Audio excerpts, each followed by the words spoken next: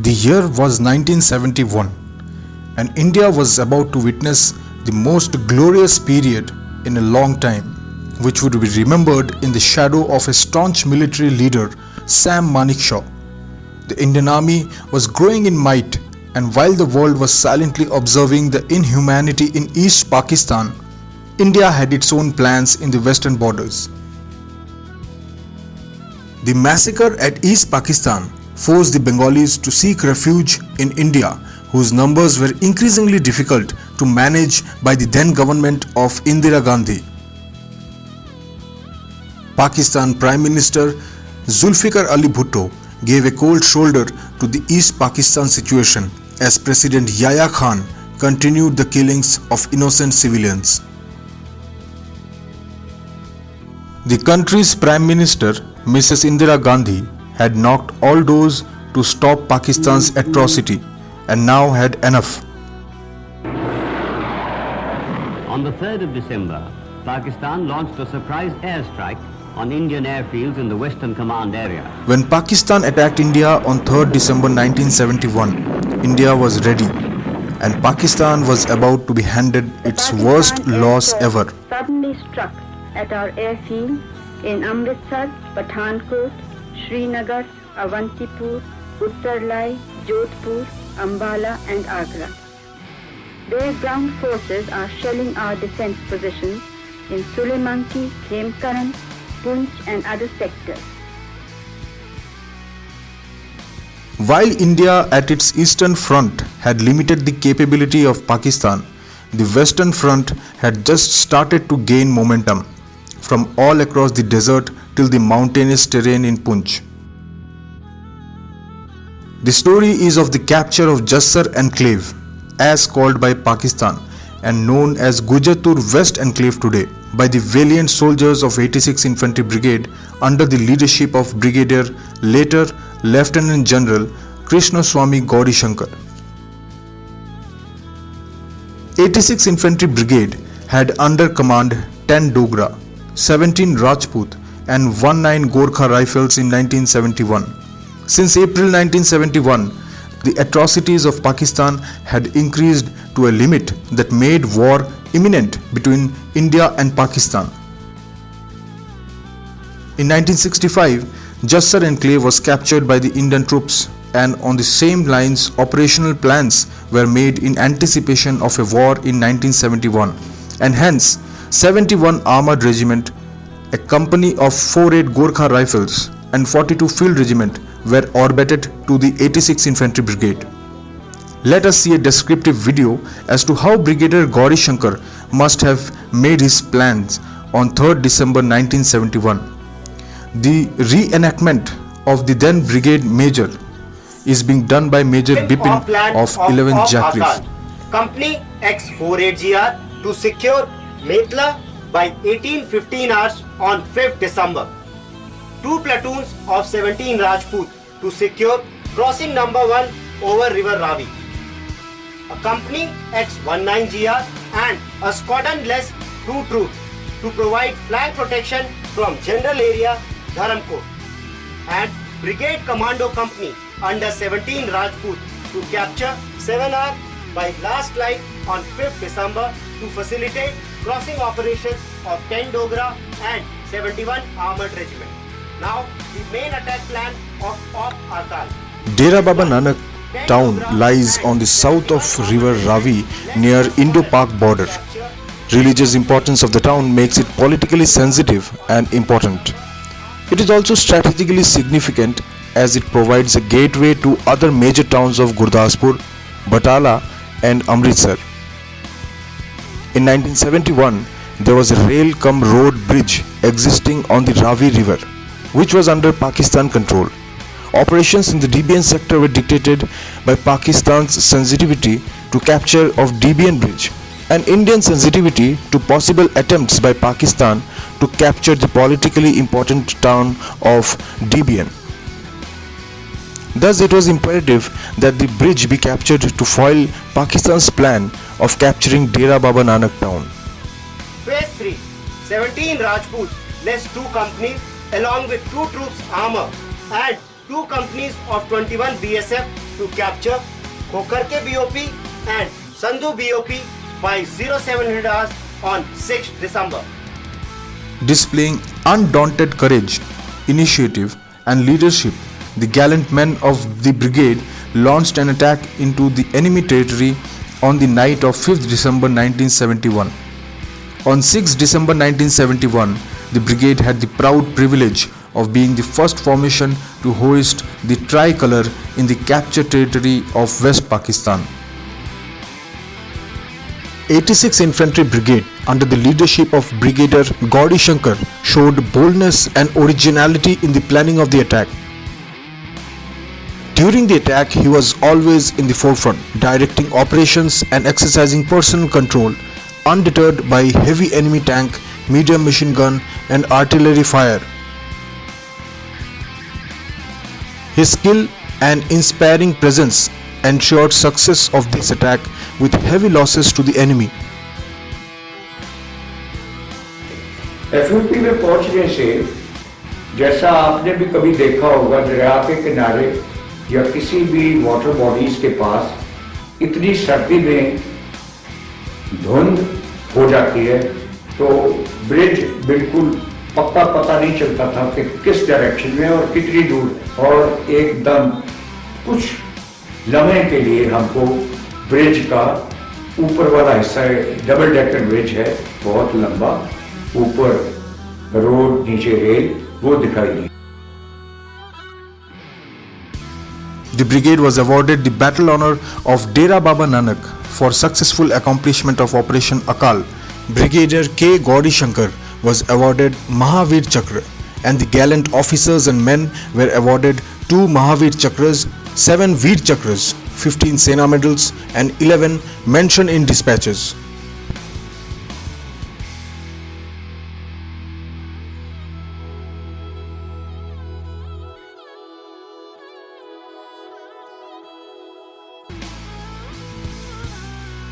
Operation Akal would be remembered forever in times to come for the leadership and contribution of Brigadier K. Gauri Shankar and his team of DBN Brigade.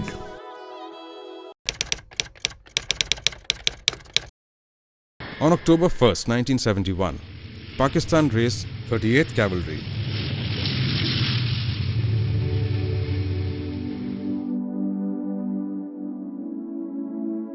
equipped with the heavy Sherman tanks. This regiment was earmarked for a very special task.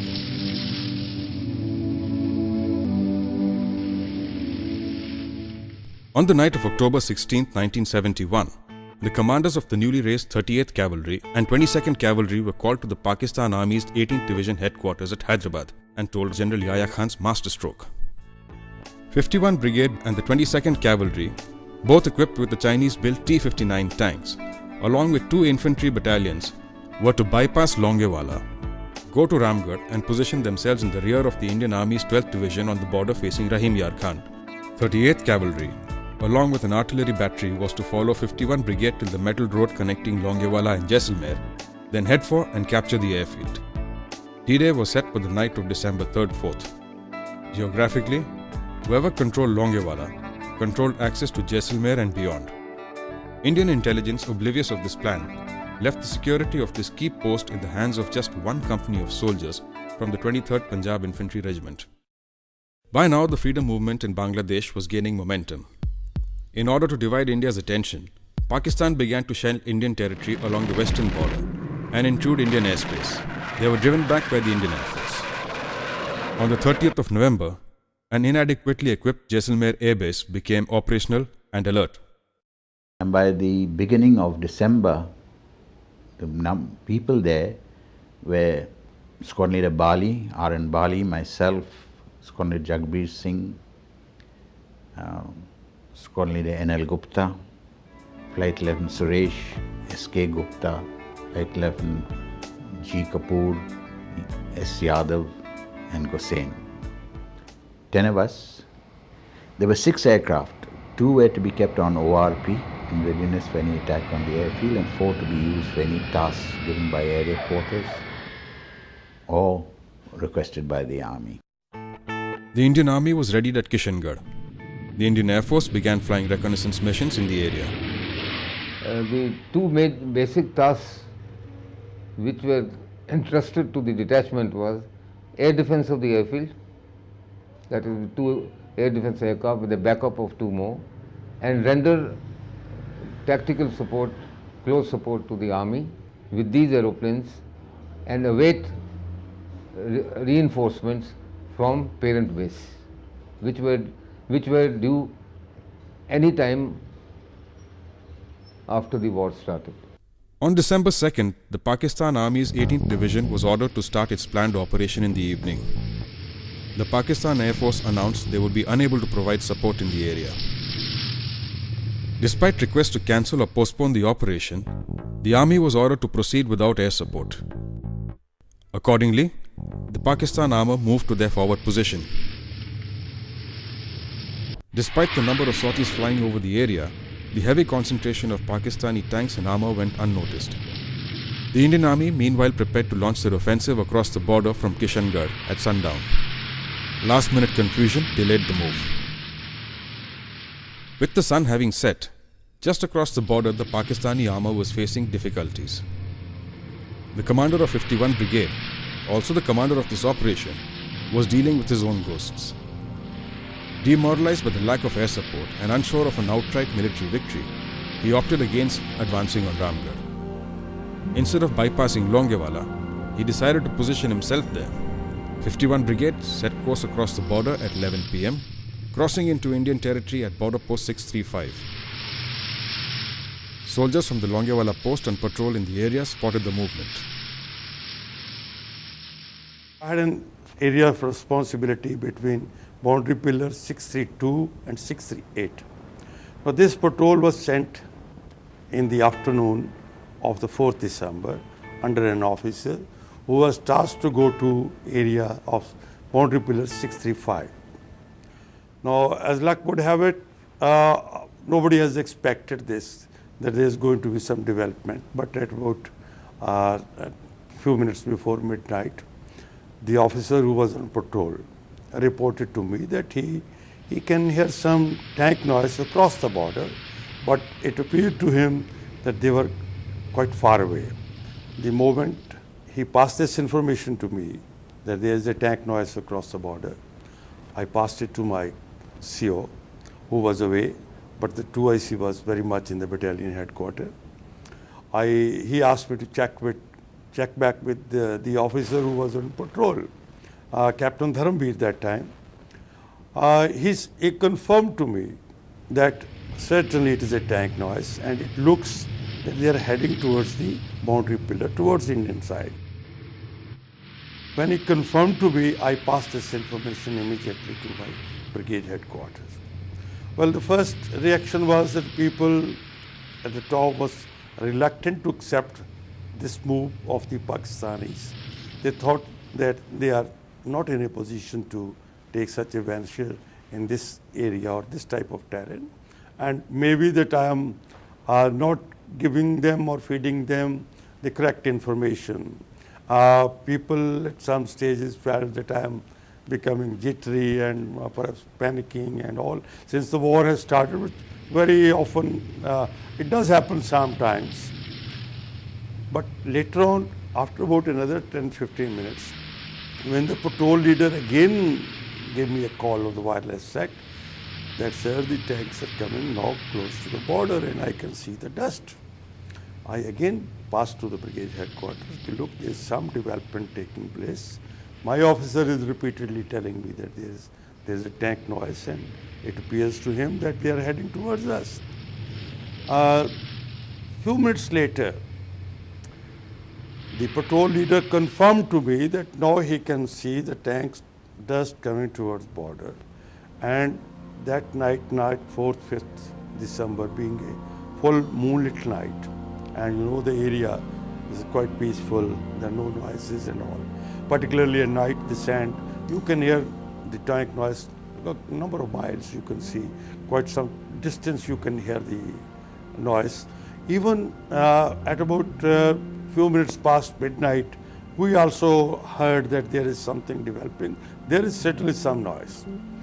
Again, this information was passed now to the not only the brigade headquarters but also to the div headquarters.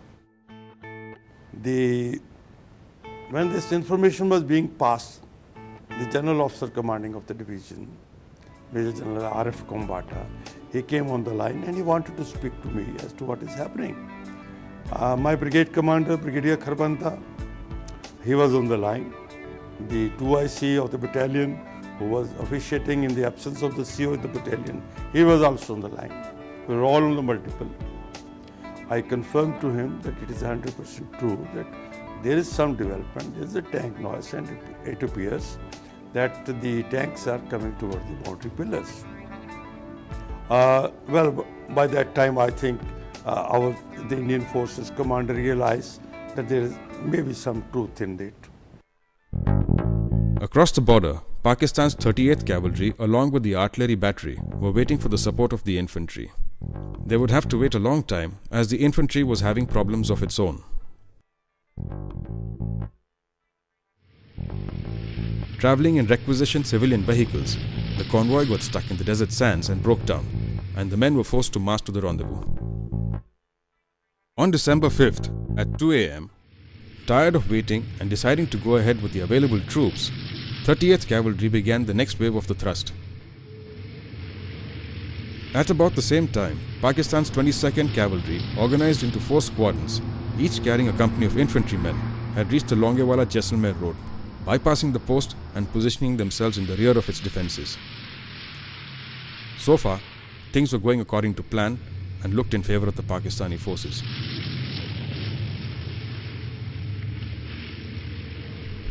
Just as the 38th Cavalry started their movement, the artillery accompanying them fired a salvo, which landed in and around the Longewala outpost. When I was through to the general officers on the telephone at night, you can say at about 1 o'clock, midnight, on night 4th, 5th December, the enemy artillery across the border, the medium guns started shelling our posts. When this telephone was on and I was talking to the GOC, they heard also the noise of the shell being fired, the shots being fired, a lot of noise he heard on the tape. He said, "What is this, Kuldeep?" I said, "Sir, this appears to me enemy fire on us, it is artillery fire." This time, the call for help with sounds of explosions in the background was taken seriously, though little could be done about the situation. In the absence of the brigade commander, the commander of the 22nd Cavalry, hearing what sounded like a pitched battle at Longewala, decided to clear the post before advancing on Ramgarh. Leaving 2 of the 4 squadrons of tanks and troops on the road, he moved out with the 2 remaining squadrons to accomplish his self-imposed mission. As the first squadron of tanks approached the post, they drew resistance and deployed themselves on the Longewala-Ramgarh road.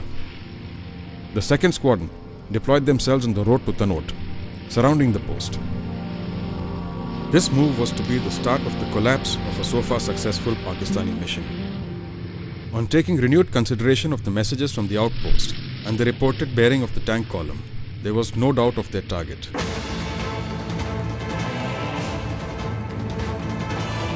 A significantly more ambitious armoured thrust in the deserts of Rajasthan was also stopped in a battle which goes down as one of the finest fought by the Indian Army, the Battle of Longewala.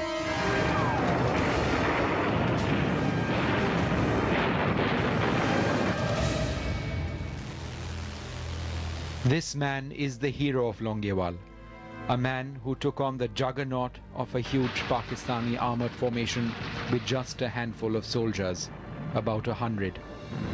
Major K.N. Chandpuri had made up his mind. No matter how strong the enemy force, he would simply not budge. Commanding the A Company of the 23 Punjab Regiment, occupying a defensive position at Longewala, a small hamlet in the Rajasthan desert, Chandpuri, whose defences were sited on a high sand dune, had no support from Indian tanks or artillery. On the night of the 4th of December, Chandpuri's men reported noises from across the border, an ominous rumble, the rumble of an enormous formation of tanks. By 5 a.m. on the 5th of December 71, Chandpuri's nightmare had come true. The Pakistani 22 cavalry consisting of Chinese T-59 and American Sherman tanks and a battalion-strong infantry force was headed in his direction. As Chandpuri would later realize, the Pakistanis felt this force was large enough to capture Jaisalmer, let alone overrun Longewala. Chandpuri ordered his recoilless guns to open fire. This is what happened. I was the company commander at the Longewala post. And Longewala post is 18 kilometers within own territory, on this side of the international border. The movement of the enemy was noticed by our patrol leader and the patrol which has gone to the international border in the evening of the 4th December 1971. By about midnight, the patrol leader reported me that he could hear the tank noise across the border. And thereafter this noise increased. Now, since this patrol was very close to the international border, about 700 to 800 meters from the border, so he could easily assess that this noise is of the tanks and probably they are heading towards us.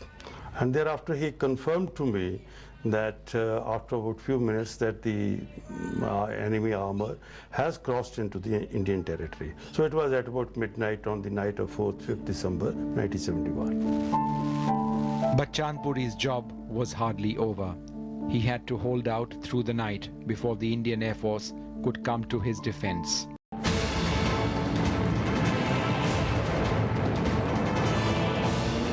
What happened next has been referred to by some as a turkey shoot.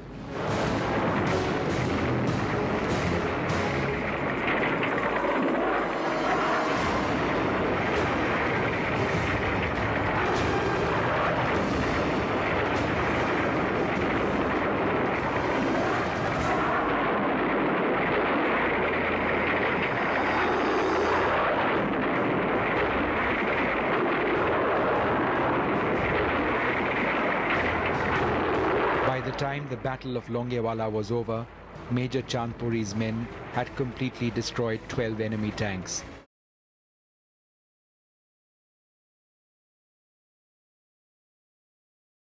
Not receiving air support by the Pakistan Air Force, the Pakistani armor was thrown into absolute chaos. By noon, the tally stood in favor of the Indian Air Force, with 12 tanks destroyed.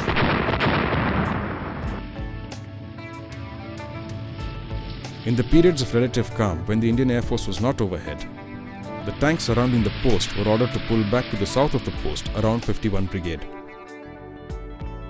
By now, the Indian Army's reinforcements had arrived and were in the process of deploying themselves.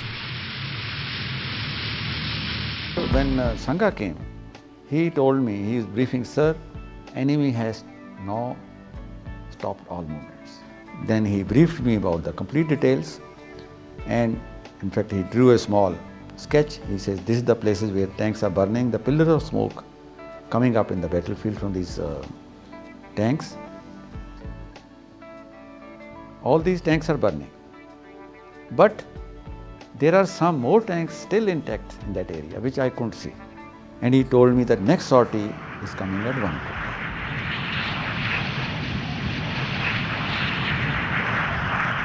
I took off at about 12:35, went to Longewala and oriented myself to the complete battle situation. I saw all those tanks which pillars of smoke were coming out.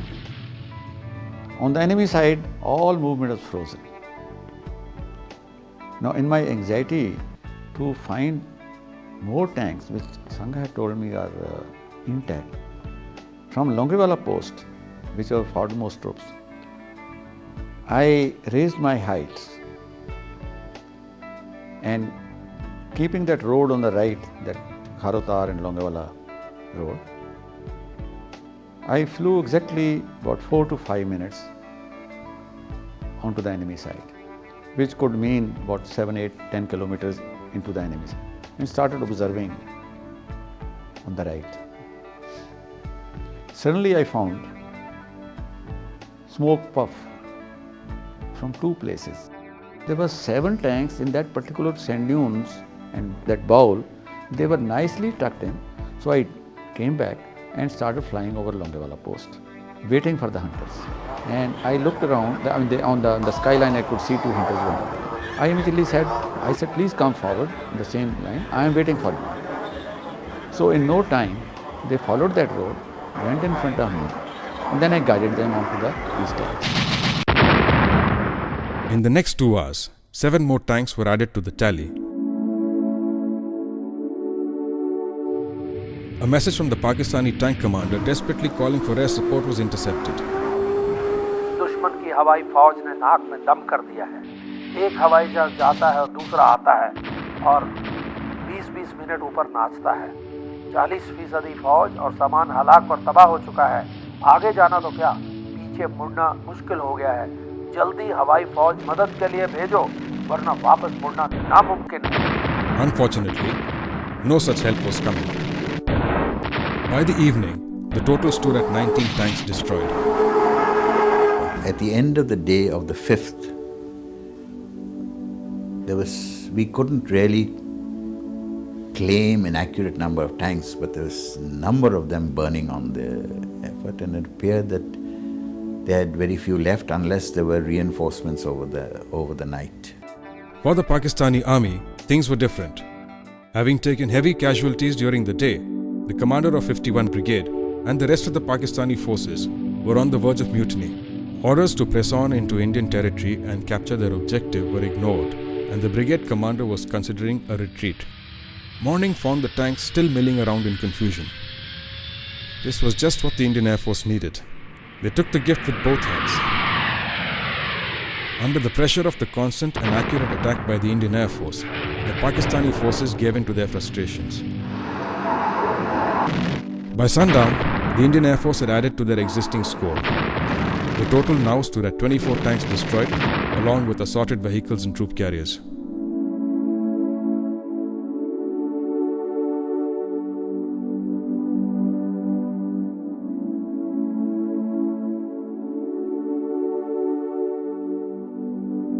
When we returned to Longewala before going back to base, we found that the tanks had already withdrawn from the post along the track on which they had arrived and had bedded down for the night. The Indian Air Force accounted for 25 more. The Pakistanis had come in with 59 tanks. They left with 8.